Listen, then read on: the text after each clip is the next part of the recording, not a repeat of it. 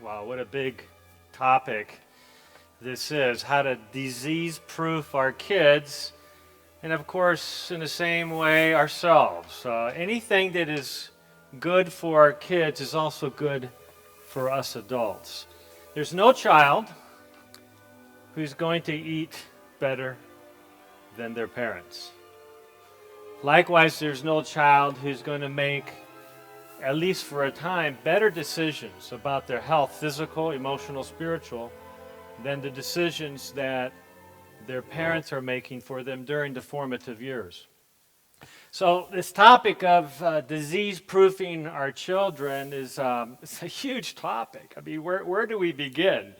And I've been thinking about this for over a month now and studying it and challenging myself in terms of how do I apply these principles in my own family? How do I encourage you and encourage my patients to disease-proof their children? Starting at an early age, so critical. I recently had a patient come to see me. This is a few weeks ago. She was a motivated lady in her early 50s. She had seen her family physician who had done some extensive testing on her and discovered that she had very elevated liver enzymes. She had known for some time that she needed to lose some weight, but she was a very dynamic, vivacious, energetic woman, but she decided, I need to go and check. I'm not just going to go by how I feel. I want to go by what medical science has to offer me right now. Her liver enzymes were very elevated. Her physician followed up with an ultrasound, discovering that she had fatty liver disease. She's telling me about this at the visit recently, and she said, you know what he recommended to me? My physician recommended that I take 800 units of vitamin E. And within a month's time, I came back for additional liver enzyme tests, and they were all normal. Now, I was encouraged by that. I was very encouraged by that because frequently, the advice given for lifestyle-related conditions isn't all that helpful.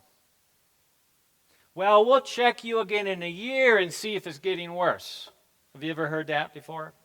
Kind of, we'll wait and see. We'll watch and see if this gets to the point where it really needs to be treated, as opposed to trying to catch conditions as early as possible so that we can completely circumvent any tendency that we might have towards disease.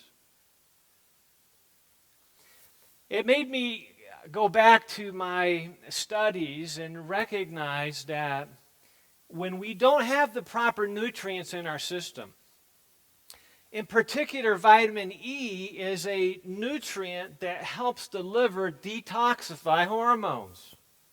See, if the body can't get rid of old hormones, they tend to build up and create all kinds of problems in our system. In fact, a large amount of certain cancers are related to the body's inability to get rid of hormones, and now they become toxic to the body. Breast cancer, prostate cancer, colon cancer, other cancers are oftentimes caused by the body's inability to properly detoxify itself. And we've talked about this in general in the past. A few days later, a mother who had just been diagnosed with lupus came in and brought her 5-year-old son and daughter as well to see me. And because of her own challenge with her health, she says, I have obviously waited too long for myself to address my health concerns optimally. And so I want to start now with my children to optimize their health, to limit their personal risk for disease in their future. I could tell that she was really motivated. She was aggressive in in trying to figure out what she needed to do now. And so she asked me to order whatever tests I thought would be helpful in determining now what her individualized wellness strategy plan would be for her 5-year-old son.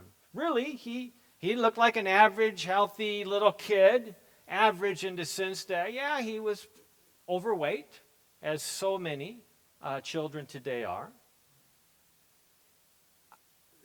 The labs indicated that he also had elevated liver enzymes, that he was starting to develop fatty liver disease. His blood sugar levels were just slightly elevated. We looked at the test called the hemoglobin A1C, which is a measure that averages blood sugars over a 3 to 4 month period. It gives us clues as to whether blood sugars are tending to spike after meals.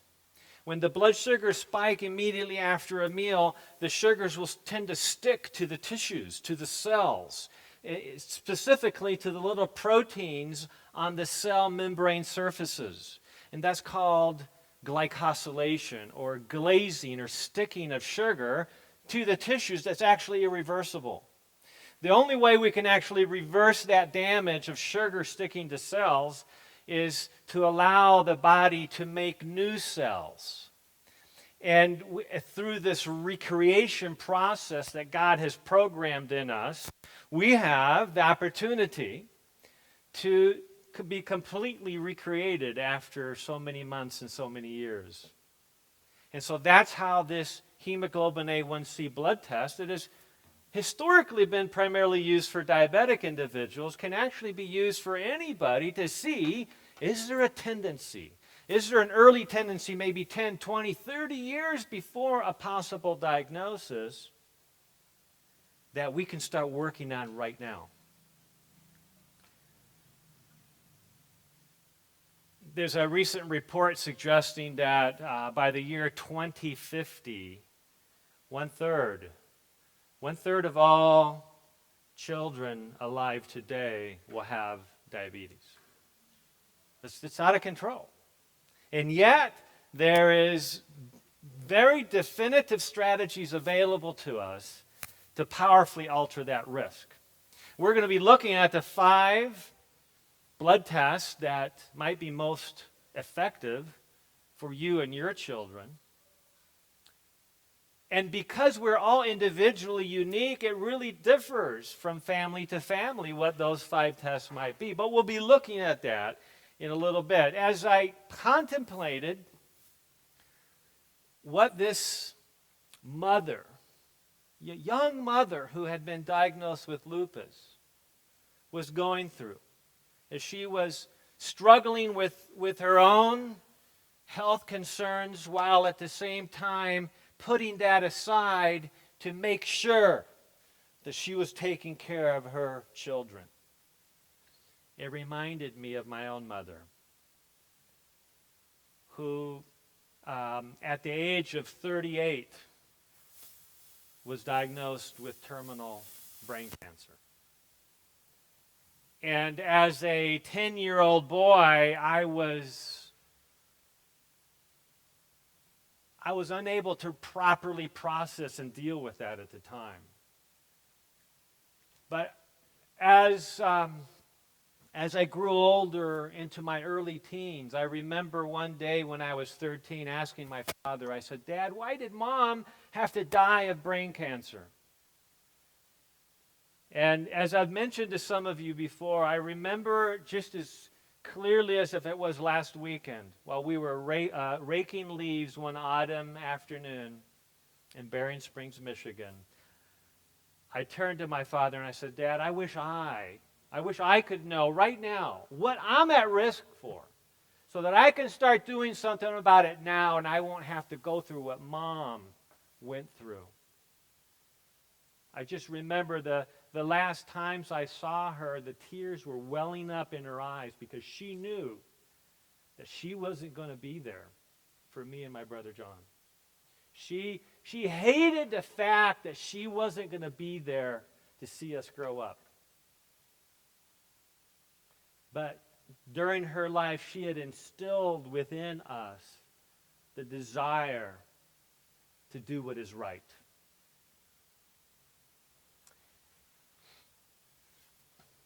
Wellness is not so much inherited as it is won, as it is earned. We have to win wellness. It's not something that we can sit back and think, well, I come from a pretty good stock. I don't really have to do anything. Health just comes naturally to me. No, wellness has to be won, has to be worked for. We have to put effort into a wellness program. So often, I see individuals who misunderstand wellness, as I did for many years. I had believed that wellness was being fit and being on a good diet. Now, those are powerful wellness strategies. They are important pieces of a wellness program. But they are in of themselves insufficient for us to be optimally successful with our goals. I look at exercise, and I look at our children who struggle to get even a little bit of exercise at school and after school. And I look at the reports coming from the pediatric journal saying children need to, at minimum, get 2 hours of exercise a day. How many of our children are getting 2 hours of exercise a day? Wow, 2 hours? Are you kidding me? I mean, we struggle with 20, 30 minutes, right? But the reality is that we were created to be active most of the day. We live in a very superficial environment. And unless we supplement exercise and activity and schedule it purposely into our day, we're not going to be successful. Because exercise is critical. It is critical and yet insufficient. We can't stop there. Even when we add a powerful nutritional program, as important as it is, as critical as it is, joining those two together exponentially increases their benefit, and yet it is insufficient. It is not enough to have those two in place in order for us to optimize our health. We need to figure out where that tipping point is. You see, the tipping point is the threshold at which our collective wellness program now creates dramatic transformational change in our health. Physically, emotionally, spiritually, it empowers us to be the best that we can possibly be in all areas of our development. Finding the tipping point. There are dozens and dozens of strategies that need to be melded together, that need to be synergized to get that effect that we're striving for. I'm looking forward to the Olympics. How about you guys? The 2012 London Olympics. I've been kind of keeping up with some of the activities, and I'm particularly looking forward to the U.S. basketball team. I'm looking forward to seeing them play. LeBron James, Kevin Durant, and the like. The Kobe Bryant. I'm looking forward to seeing them play together. But it reminds me of the original Dream Team in 1992. Many of you will remember when Magic Johnson and Larry Bird, Charles Barkley, and Michael Jordan came together to have this amazing run in the Olympics. And yet, many people don't know that the very first game they played in preparation for the Olympics, they were blown away. The coach was savvy. He knew that these all-stars were thinking that there's no possible way anybody could beat us. And so he wanted to make sure that they didn't get into the limelight with that attitude. We don't have to play defense. All we got to do is just show up and we're going to win. Because that was the attitude that many of these players had. And so what he did is he brought together a group of college players, still in college, and scrimmaged his dream team. And the college players blew away the dream team. What happened? What happened there? What happened is that they hadn't pulled it all together yet. They thought that they could just win on skill alone. They didn't think that they had to pull everything together and learn how to work together, to get synergy, to work as a team. And after that loss, they started practicing and recognizing their need to look at the bigger picture. And that's what we want to do this afternoon, is to look at the bigger picture of wellness. How can we improve our health? One way of looking at that is to consider our great risk of developing cancer. This has been one of the rallying cries, one of the passions I have in this field is because of what happened to my mother. What is the best way to prevent cancer in our kids and in ourselves? I'd like to suggest to you that first we have to determine what is lacking. The dream team had to figure out what they were lacking because genetically speaking, and if past history had anything to say about what they could do, they should have won easily. But they had to figure out what was lacking in their situation. So what is lacking in our unique situation? And then, once we've determined what is lacking, we need to effectively address that. I love the quotation of Cicero, who was a Roman orator around the time of Christ, who said, "Old age should be resisted, and its deficiencies should be supplied by faithful effort." Old age must be resisted, and its deficiencies should be supplied by faithful effort. That makes me think, as I look at our children, as I look at those who want to retain youthfulness, that youthfulness should be vigorously protected and promoted through a careful study of our individualized defects and our individualized deficiencies. So I ask you, what are your defects? What are your deficiencies?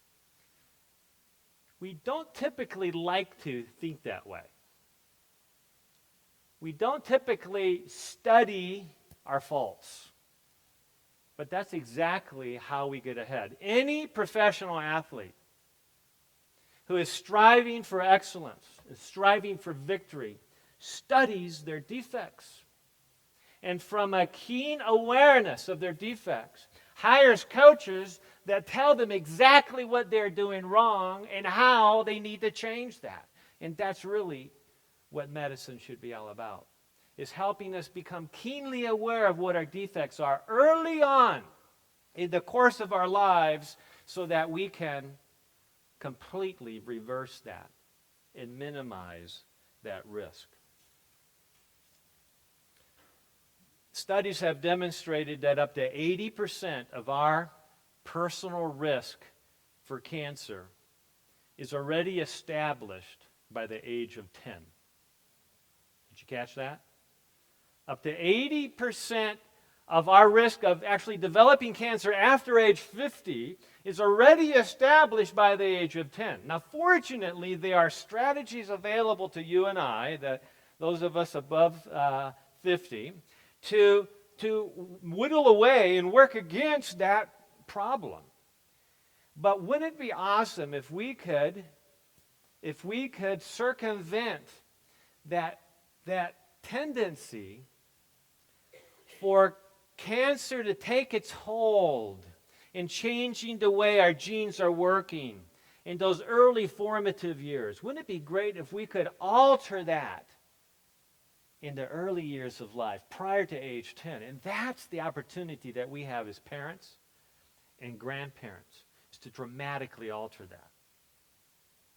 Cancer and heart disease and autoimmune disease and all the different diseases coming our way, those aren't just conditions that are determined by some gene that has been passed down from generation to generation. That is not the primary determinant of our health problems. The primary determinant is not inherited. It's determined by the choices that we make. That's good news.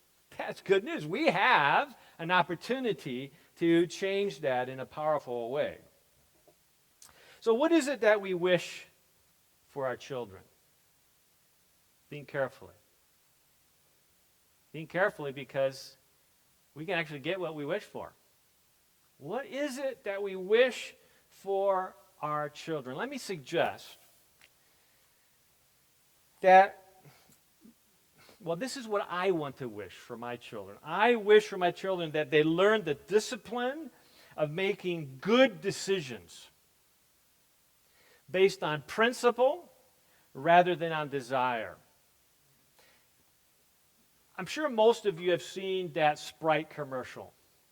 Catchy Sprite commercial, and they're talking about how we have to follow our thirst. Come on, man, follow your thirst. And it's all about desiring that Sprite and just satisfying what our desire is, quenching our thirst, following our thirst.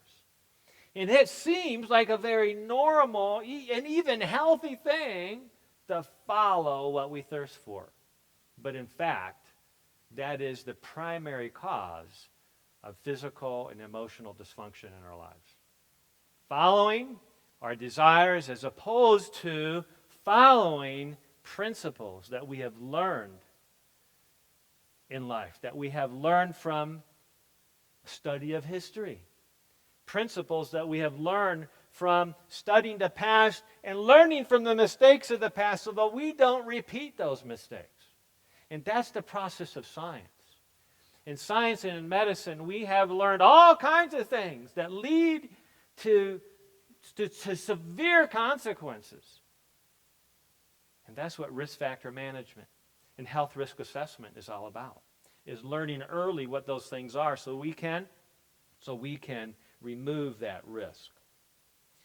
See, if we follow what we know to be right, if we learn how to do that effectively, even at the expense of popularity, even at the expense of profit, the expense of comfort, the expense of happiness, then I know I've done an awesome job as a parent. If my children are willing to do that. I've heard some people say, all I want for my children is that they be happy. Well, that's well-meaning. It's well-meaning. But the pursuit of happiness, just like the pursuit of our thirst, the pursuit of our desire, does not bring lasting happiness. It brings dysfunction. So as I discuss this with my patients, as we start developing a plan based on what we learned from medical testing, from family history, from personal history, the goal is to develop these strategies as we determine what they are, and then follow them. Follow them until something comes along that suggests, oh, I can't keep following this because I want to do this instead. If we get on a certain dietary plan, for instance, and somebody offers me a tray of donuts, I have a choice to make. I have a choice to make. Am I going to just follow my desire, my impulse right now for that yummy donut? Or am I going to step back and say, I have a plan in place, and right now, that plan doesn't involve this. Right now, my happiness and the joy that I want to experience later on precludes me from following that desire. So following our plan, not our thirst. Did you know that insufficient sleep in a large portion of the world is equivalent with excess weight? The lack of optimal sleep is synonymous statistically with a tendency to weight gain. Now, not in everybody. I'm talking about an average. Dr. Eve Van Cotter, who is a professor at Northwestern University in Chicago, has dedicated her professional life to studying sleep and the power of sleep in regulating almost every hormone in our system. As a young man, as I contemplated what the most important natural remedies were for optimal health,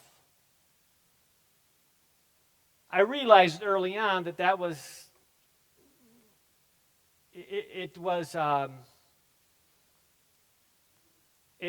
a process that would be futile, because we have to have them all. We have to bring them all together. But I still ask myself the question, which amongst these wellness strategies, these natural remedies, has a unique ability to enable us to more effectively follow all the other strategies? And as I looked at nutrition and exercise and proper hydration with water and avoiding alcohol and tobacco and proper exposure to air and deep breathing and rest and spiritual activities, as I looked at all those, I recognized that one of the most important pivotal ones is making sure that we properly rest. And isn't that the one that seems to be let go at the earliest of all the others? Taking time to rest, taking time to become aware of how powerful this is medically. There's a lot of research on this topic. There are countless studies demonstrating that those adults who sleep well under 8 hours a day, on average, are at much greater risk of being overweight, having diabetes, having high blood pressure, having heart disease. A big study, 70,000 nurses, showed that women who slept 5 hours or less a night were 40% more likely to have heart attacks than women who slept 8 hours a night. And that's controlling for other risk factors. There is more and more research showing that even just having 3 nights of inadequate sleep, disrupted sleep, a bad weekend, just deciding that you're going to stay up a little bit later just because you can. You don't have anything scheduled necessarily first thing the next morning. And so you stay up a little bit later. Just having 3 nights of disrupted sleep dramatically changes our metabolism and creates, in just that short period of time, a resistance to insulin, which causes blood sugars to spike up much higher than they otherwise would have after the same meal. And that's why, as sleep researchers have studied this, over a 5-year period, those who are sleeping poorly or inadequately are at a much higher risk of developing diabetes. We need to pay attention to this. In other words, if we're not sleeping well, we need to figure out what's causing that. Is it possible that there's a thyroid problem? We're going to be looking at that briefly. That up to 40 and in some cases 50% of adults have a thyroid problem, and less than 1/4 of those actually know it. One of the reasons for that is because many people with thyroid problems actually have normal-looking labs. That's one of the challenges right now with medicine, is that we have access to so many tests now that we are tending to pay more attention to the test than to the person. And we're failing to recognize all the symptoms and the family history and the personal history that's right in front of us, because we look at the test and say, oh, that test looks fine. You don't have a thyroid problem. When in fact, many of those individuals do and suffer needlessly with insomnia, with high blood pressure, with autoimmune conditions, with hair loss and fatigue and menstrual disorders and on and on and on. A greater risk of cancer, greater risk of diabetes, and greater risk of weight gain and so forth. All because it just hasn't been properly diagnosed. Sleep disruption is so powerful that one study looking at mice found that over 224 genes were altered in the way they work just because of sleep deprivation. 224 genes were totally altered in the way they worked. In other words, the genes that tended to protect us from disease, they were turned off.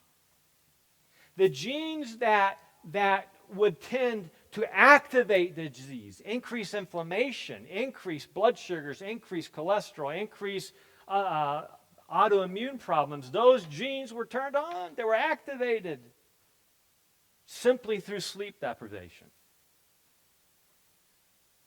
In fact, thousands of our genes, and we only have about 25,000 genes in the human body, thousands of them are known to be regulated by the 24-hour circadian rhythm.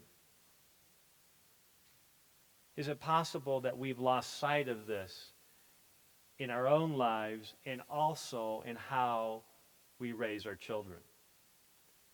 And I would suggest yes, because there's so much motivation now for academic pursuits that we oftentimes allow our children to stay up into the late hours or early hours of the morning just so they can get good grades. And let me suggest that is actually setting up a process that will lead to premature illness in many individuals.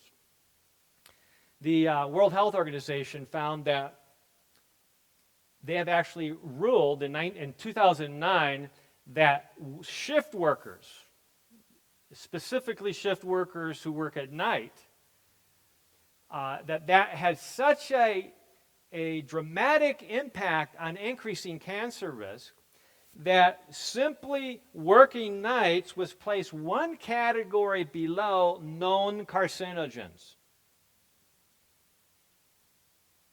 right next to carcinogens like asbestos and so forth. So now there's ways to, if somebody has to work night to take care of the family, there's ways to fix that. There's ways to address that require significant discipline. And I've worked with people who work in companies who they change shifts every 6 weeks. And it takes a tremendous amount of discipline to manage that so it limits the risk on the individual. But if we don't have to do something like that, we're far better off avoiding it. So how much sleep do we need? Well, as I mentioned, adults need, on average, based on the extensive studies, 8 hours. 8 hours, sometimes more, a night. That is to have total rejuvenation. Sleep, our body is designed to be recreated at night. When we sleep and we go through the 90-minute sleep cycles, the body is literally recreating itself. It's releasing hormones. It's releasing melatonin and other hormones that help the body heal. And if the body is not healing optimally, what happens is that we are now aging prematurely. If we're not healing optimally, we are aging prematurely. That's really what aging is when we don't heal the way God intended us to heal through the recreational process. And the rest cycle is so important. Children 12 to 21, the brain is still developing well into the mid-20s. And so because of that and other developmental needs, those 12 to 21 really need to have about 9 hours of sleep. How many individuals, 12 to 21, are getting 9 hours of sleep? And then children younger than 12 should be getting at least 10 hours of sleep. In our home, we begin our family reading time around 7:30, and get the whole family together, and we read. We read devotional books, scriptures. We read historical books, and then when 8 o'clock comes, it's bedtime for the kids. And many, even our older children, got so used to 8 o'clock being bedtime, they just kind of go to bed at 8. and I'm thinking, wow, that's great that they're getting all that additional sleep as adolescents, as teenagers. That's preparing them for a more fruitful, effective, and productive adulthood. But see, it's not just the amount of time that we sleep. In fact, timing, in some respects, is even more important than how much time we spend asleep. And timing has to do with that circadian rhythm, with that 24-hour circadian rhythm that dictates what's happening inside of our body. So once that sun sets, things change inside of our body. Our body has the capacity to start producing lots of melatonin, this what's referred to as the fix-it and rejuvenate hormone. But it has to be dark, and we have to be asleep for that to be occurring. And we can produce almost twice as much if we're asleep in the hours prior to midnight. And so that's why I frequently recommend to individuals and even to adults, if they can be in bed by 10 o'clock, those 2 hours before midnight, they're getting an extra portion of melatonin, a significant extra portion produced, which helps their body rejuvenate and helps reestablish health and prevent premature aging. Now, that's easier said than done, isn't it? Some of us struggle just not being able to sleep, and that's why it's so important that you work with your healthcare providers to figure out what is it that's causing the problem with sleep. That has to be figured out. Okay? Don't leave any stone unturned until you figure that out, because if you're not sleeping well, it will powerfully affect your health, physically and emotionally. I believe that insufficient sleep in children and our youth has a similar impact on judgment, on critical thinking, on problem-solving skills, and on brain development as drug and alcohol use would in their case. Did you catch that? Insufficient sleep may have as much impact on these emotional challenges, on brain development, thinking, on being able to, our children being able to choose effectively, choose right versus to follow their thirst or desire, as if they were using drugs and alcohol. In other words, this is an important issue that we need to pay attention. And this is what I would consider true preventive medicine. When we're focusing on these things that don't seem to be that critical, that important right now, but by being consistent, by being steadfast with these principles, it has powerful impact on our health.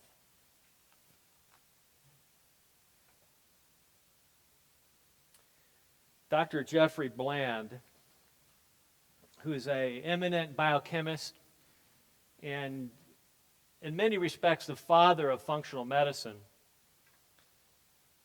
has said that many symptoms of old age are not the results of the aging process itself, but rather the result of malnutrition, including deficiencies of trace minerals. He has read many books on this subject and essentially has demonstrated that the lack of nutrients in our bloodstream, going to the brain, going to every organ system in our body, has a powerful influence on our health, changing the way genes work that stimulate premature aging in so many of us. Interestingly, a great contribution to a problem with malnutrition in our society is the overuse of antibiotics. Now let me explain. Most of us are aware that the overuse of antibiotics has created a resistance in bacteria that is threatening the future of our health. That we can get exposed to bacteria that there's no known antidote for. That is coming. And for many people, that has already arrived. But how would antibiotic use, indiscriminate antibiotic use, affect our ability to hold on to trace nutrients? First of all, why would somebody even use an antibiotic? Well, it's because there's an infection that is placing that individual at serious risk. And so an antibiotic is prescribed. But why did that infection occur in the first place? And of course, the reason for that, most of the time, is because of a reduced resistance to that pathogen. For some reason, our child or ourselves, we have become unable to resist even a normal amount of that exposure. And now it's got us, and it's multiplying so rapidly that our immune system can't catch up to fight the battle effectively.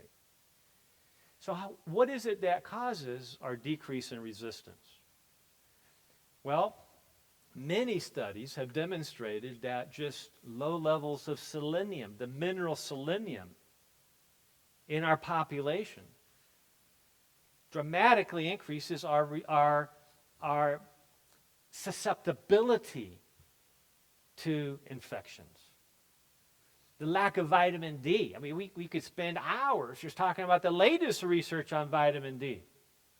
Powerfully increases our susceptibility to infection. The relative lack of vitamin C. The average child is getting roughly 2% of its diet from fruits and vegetables.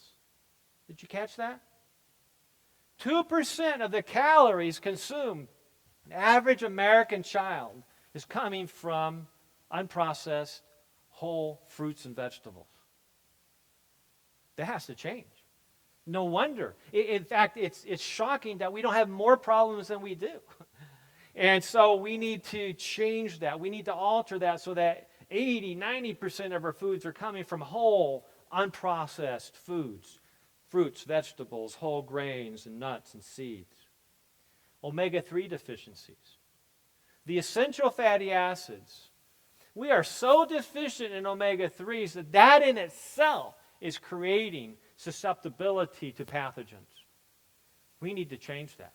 We need to make sure that we're getting ample amounts of omega-3 fatty acids in our diet. And there's many ways to do that, and we'll be talking about those.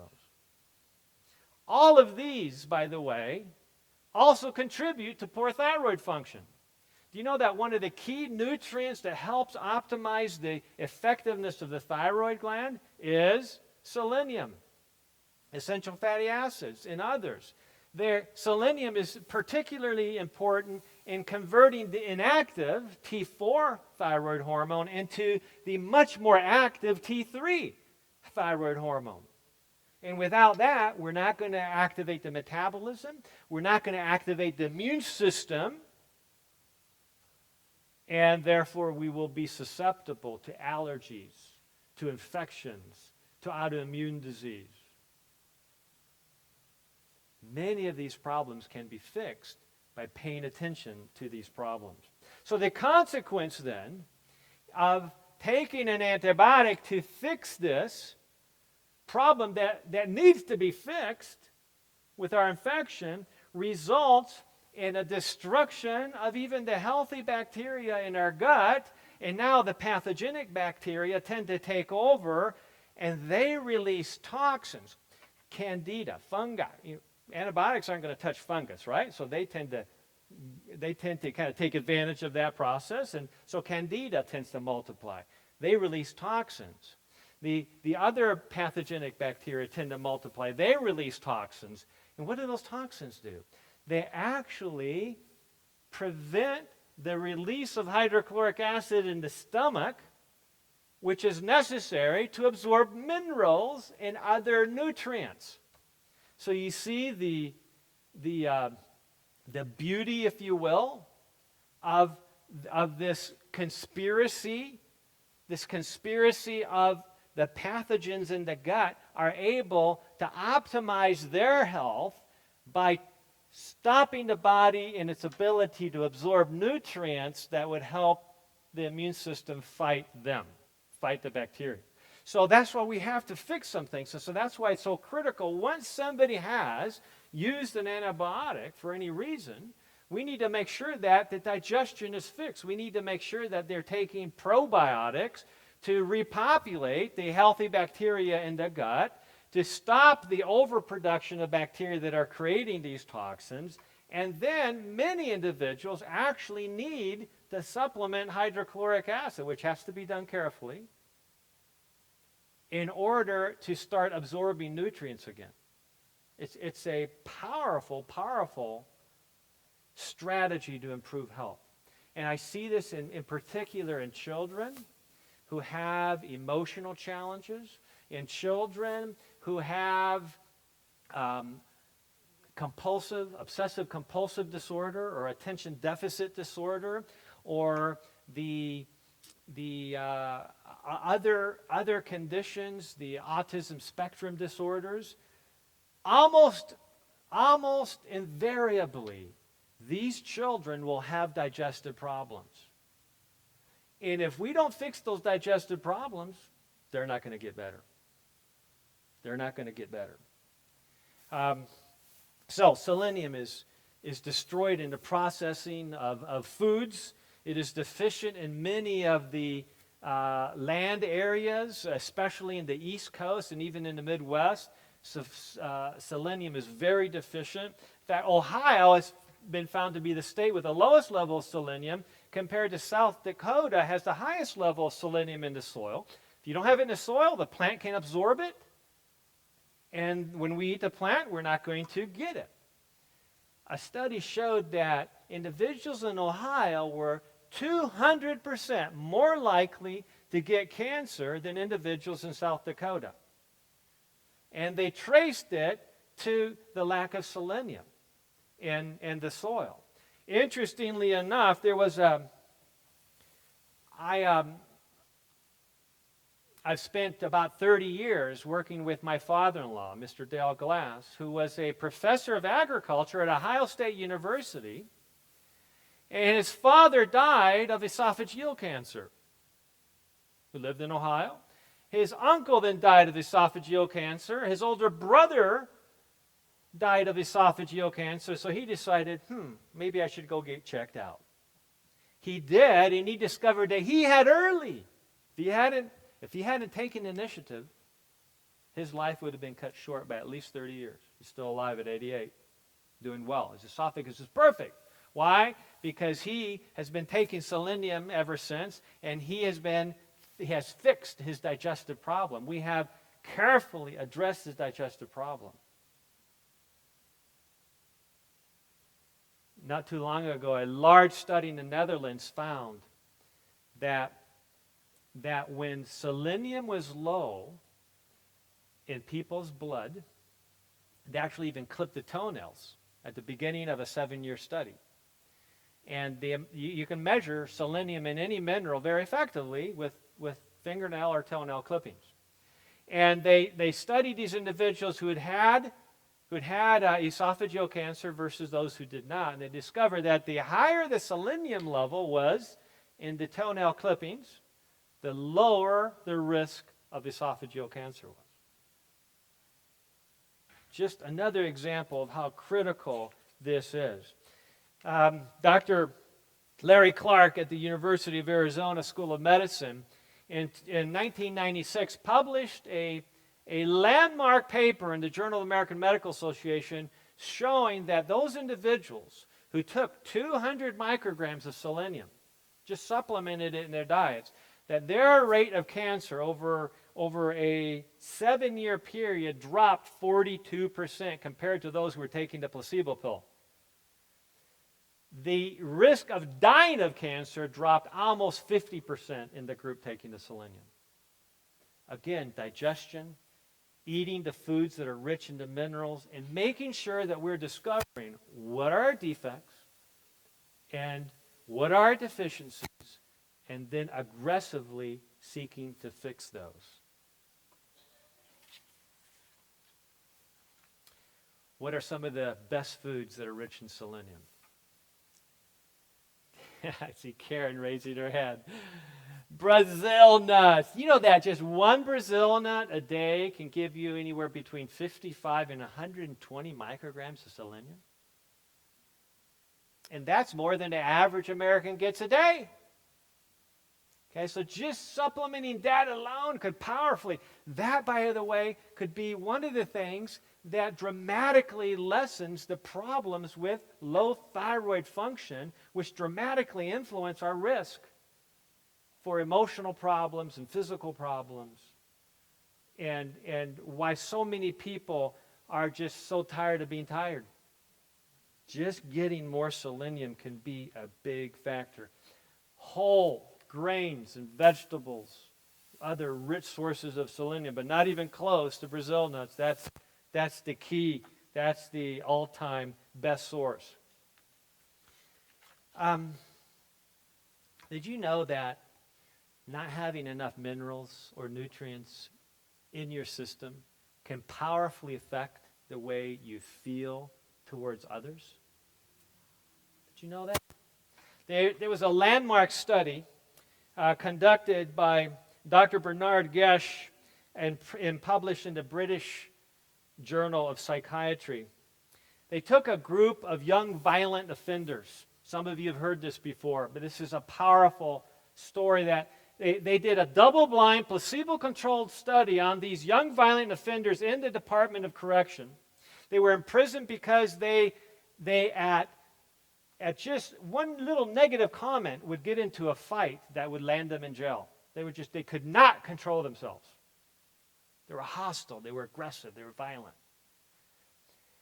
They simply gave them a little capsule of omega-3 fats, a little capsule of minerals and vitamins, and after 9 months, they broke the code. The researchers didn't even know who was getting what. They broke the code and they discovered that those individuals who were getting that little bit of they were getting selenium, they were getting vitamin E, they were giving minerals and vitamins and essential fats. In just 9 months' time, their tendency to violent offenses dropped 35% on just that simple intervention. 35%. That's more than any of the other anger management programs, anything that the government had made available to violent offenders had never worked nearly as well. And here's the conclusion of the study. They said, and I quote, antisocial behavior in prison, including violence, are reduced by vitamins, minerals, and essential fatty acids with similar implications for those eating poor diets in the community. Is it possible that we are making horrible mistakes by thinking that our kids can handle it because they're young? They don't have to eat like I do. You know, I'm trying to get my cholesterol under control. I'm trying to get my blood sugars under control. I'm trying to control my weight. But my kids, look at them. They're so energetic. They can just burn off those extra calories. They can eat anything they want. I've heard that so often. It's just simply not true. Now, I know I'm preaching to the choir here, but this reminds me of a very, very sad story. Erin Gaffey, it's a 16-year-old girl who was in high school in Texas, and she had started seeing a 19-year-old senior at the same high school. The parents immediately realized that this was not a good relationship and took immediate steps to address that.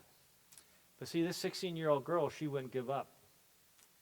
She was determined to have her own way. And after some months of struggling with her parents, she convinced her boyfriend, one of his friends, and another teenage girl to come to their home, to her home one night, and to kill her mother and father and her 2 younger brothers and burn the house down. Where was the critical thinking here? Even if she thought she could get away with it, what just happened to her world? What just happened to her life? Where was she going to go? A complete loss of frontal lobe activity, a complete inability to recognize what was going on, the choices that she was making, and the impact that was going to have on her life and her family and her relatives and her community. And I just remember when I first heard of this, I thought to myself, what could have been done to prevent this complete inability for her to use her brain the way God intended? And it wasn't that she came from a bad family. She came from a very conservative Christian family. She'd been homeschooled all her life until the previous year. I mean, she came from a wonderful family, but something was lacking. And it's really interesting, as I've read some books on psychiatry, I've recognized that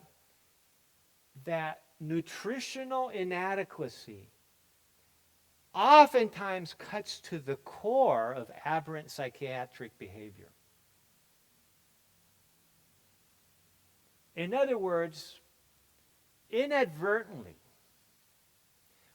even without recognizing how deep these lifestyle and wellness strategies can cut into our lives, by paying attention to the things that influence our brain, by paying attention to these principles of getting adequate sleep every night, by paying attention to the principles of optimizing our diet every day, of always having breakfast, always balancing the meals, always seeking to have 80-90% of whole plant-based foods in our diet. Those principles could inadvertently protect us from horrible consequences. As we finish, let's look at 5 of the blood tests that I oftentimes recommend. Vitamin D. Vitamin D is, I believe, is a test that every single woman, man, and child should receive. One of the reasons for that is because all too often we think that we have plenty of vitamin D. Look, I go out in the sun. We live in Southern California. We get plenty of sun every day. Now, I have tested every single patient I've seen for the last 12 years in their vitamin D level. And this is all in the Western Pacific and Southern California, where the sun shines essentially every day.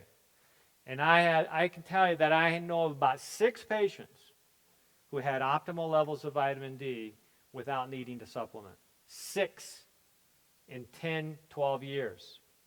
And so don't make the mistake that I made thinking, oh, I love the sun. I'm even taking some vitamin D. I don't need to check my level because I'm sure I'll be fine.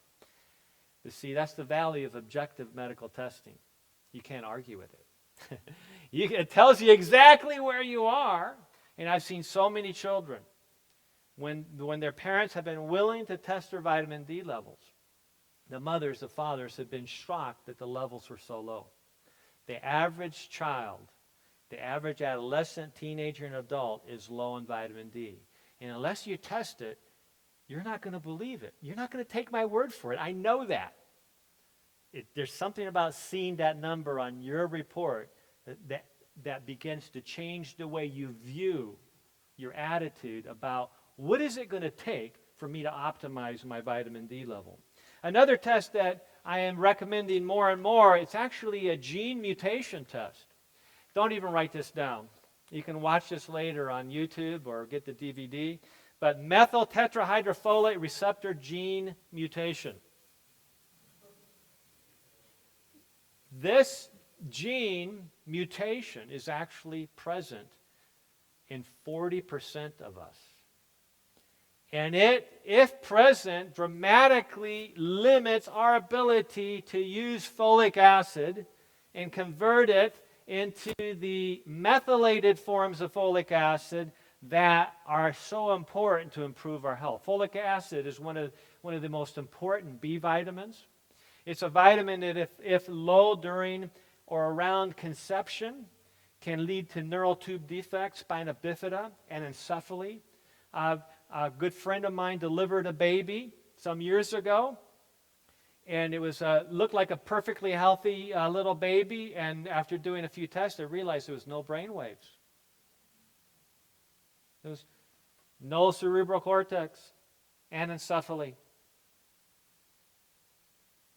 What could have prevented that? Just simply having enough folic acid in the diet around the time of conception and during the first 6 weeks of birth, of conception, of pregnancy.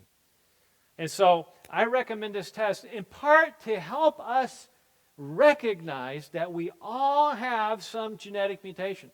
I did this test. I am a fellow mutant with about 40% of the rest of you. Okay? I'm a mutant, and guess what? You are too. Each of us has mutations, countless mutations. And we're getting close. We're coming very close in the next few years to be able to do comprehensive genomic testing, where we'll find out what those mutations are and know exactly what we can do to alter that. Even many of the blood tests available today are, in a sense, helping us understand what our mutation tendencies are. Another test is a complete thyroid profile. I had a patient who had brought in her 10-year-old son who had attention deficit disorder, and he was very aggressive, very hostile. And you could tell she was a mama bear because she was going to figure this out. She wasn't just going to accept it. She was going to figure out what needed to be done. And so we were working with him and discovered some of the areas that we need to focus on.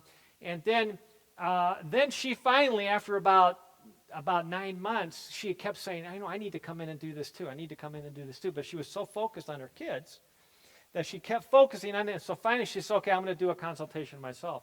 And during that consultation, we discovered that she was hypothyroid. And she had many clues. She was in her early 30s. She had many clues in her previous 15 years, but, life and kids and, so much happening that we don't take care of ourselves. And as we talked about this, she realized, I have this powerful family history where uncles and aunts have low thyroid, and she then realized, I haven't tested my daughter who's 15. So she went to her pediatrician and said, please test my daughter for thyroid. So the doctor decided to test the thyroid stimulating hormone, and she said, no, I want to test the antibodies too. He said, oh, you don't need that. Why do you need that? He said, please test it for me. The thyroid stimulating hormone, which is usually the only hormone measured for thyroid, was normal, but she had thyroid antibodies, the 15-year-old. And so now we know that she can be managed on that, but we caught it at an early age. That's a critical test. Since so many people have it, we want to make sure we understand it. The cholesterol test. I had a patient who was in her mid-20s, had a cholesterol of 275 on high-dose medication for cholesterol. In one of our discussions, I said, Mary, I really encourage you to test your daughter. And she looked at me and she says, why? She's only 8 years old. I said, no, test your daughter. So she did. And when the report came back, her 8-year-old daughter had a cholesterol of 444. You think that was important to know that as an 8-year-old, she had a high cholesterol? Absolutely, because otherwise she could have easily been one of those statistics of a young lady who has a massive heart attack or stroke in her late 20s, early 30s. And so we were able to set up a strategy that would largely prevent that from happening. So those are the various tests that I recommend. Let me end by asking you, what are the two most important lessons that we can teach our children? And this actually takes us full circle to what Pastor Sam was discussing earlier. And that has to do with what are the things that have the most lasting impact on our children. I remember one evening when I was 13 years old. Actually, I was 14 years old. And I'd gotten into an argument with my parents. And that argument had led to the point where I was in open act of rebellion against them. That had upset my father so much. I'm telling you the short story.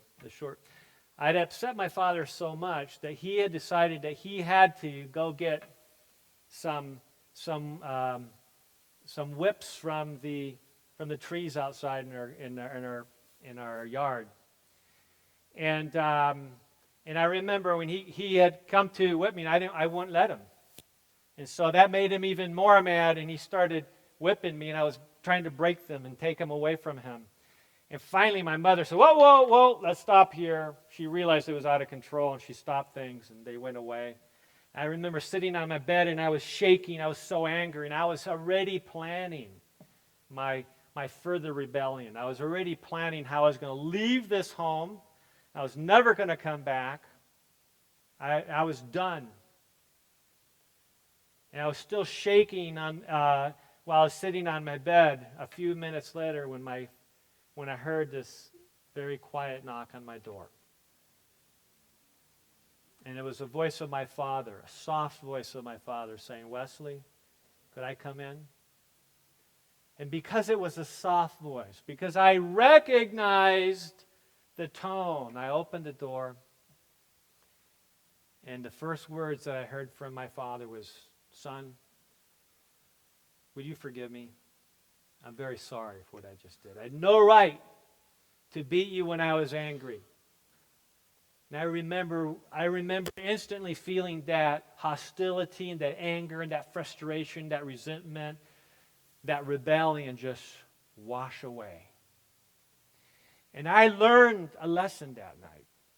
I'm so glad that happened when I was 14, because that taught me irrefutably the lesson of asking for forgiveness, being willing to say I'm sorry, even if it's embarrassing, and to ask others to forgive us for things that we've done wrong. And secondly, is encouraging our children to learn how to forgive others. A willingness to forgive and then move on. This is not saying that we accept and we agree with what happened. This is not enabling further abuse. This is just saying, I forgive and I'm willing to move on. If we can teach our children to do those two things, and if we can teach our children to live a life choosing from principle rather than feeling, rather than what they desire at the moment, I think we have just disease-proofed our children. Thank you.